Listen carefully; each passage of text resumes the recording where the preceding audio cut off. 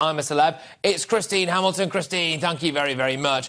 Right, OK, look, there's two elements to this, possibly three, actually. The first one is, and certainly something that I don't want to make light of at all, and I take very seriously, which is the fact that people who feel as though their relatives and their loved ones died unnecessarily as a result of some of the decisions that Matt Hancock took during the coronavirus pandemic must be absolutely livid. You've then also got the idea of if you're a constituent of his, where's he gone and how can he do his job and the taxpayer, etc. You do also have the hilarious idea of Matt Hancock having to eat some kind of bush critter's genitalia at some point, which I think we would all love to see. Let's start with first things first. Families of people who feel as though their loved ones were killed unnecessarily, died unnecessarily, I should say, as a result of some of his decisions, have got a right to be absolutely seething, haven't they? They absolutely have. I mean, he's just sticking two fingers up to all of them. I think it's appalling. And I think their resentment, their horror at what he's doing is probably the first thing to take into account. Absolutely. I think they're very justified in the way they think. I mean, look at the way he and Chris Whitty behaved. It's easy to forget, but it's actually not easy to forget the sort of horror that we all went through. And the people who suffered really badly have every right to be absolutely staggered and furious about all this. They really do. And, you know, he's a member of Parliament. He may think that his ministerial career is over, but he is still a member of Parliament. And if you do it properly, it's a full-time job. He's paid very handsomely by the taxpayer. His job is in Westminster and his constituency. And what the hell is he doing? Shooting off to Australia for weeks on end. I mean, MPs, I don't think Boris should have gone to the Caribbean the other day while the House was sitting. You know, MPs, they have plenty of recess when they can take their holidays. So I think it's a disgrace. And I'm pleased that he's lost the whip. It's the least they could do. You know, the Jungle had already they got Mike Tindall, who I would have thought was a big draw. They got Boy George. Honestly, the idea that they need Matt Hancock, but he is probably going to put a lot of bums on seats, which is what it's all about.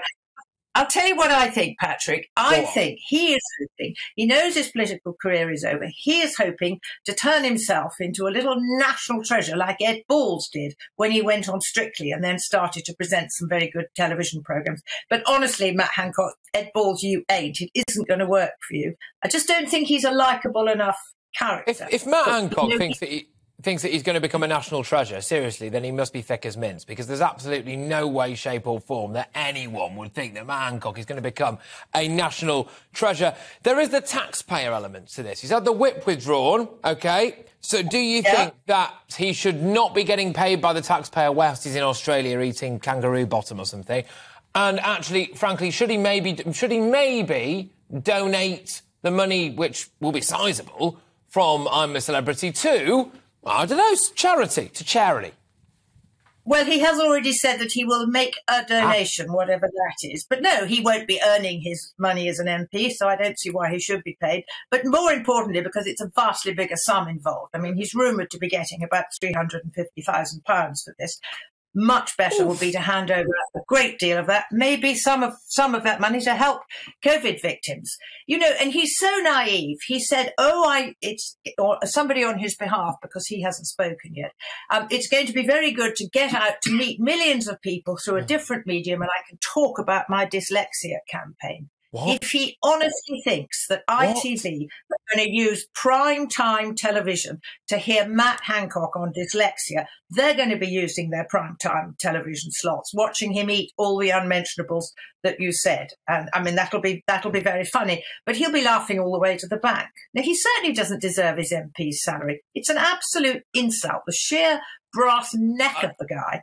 Take some beast. It really does. Look, I agree. Yeah, there's two sides. Yes, I am absolutely going to enjoy watching him getting pumped full of critters and, you know... You are going to watch, are you? And I am now because of this. And I can't deny that, Christine. I absolutely am going to watch it because of this, because I do want to see Matt Hancock being placed in a position of deep personal discomfort.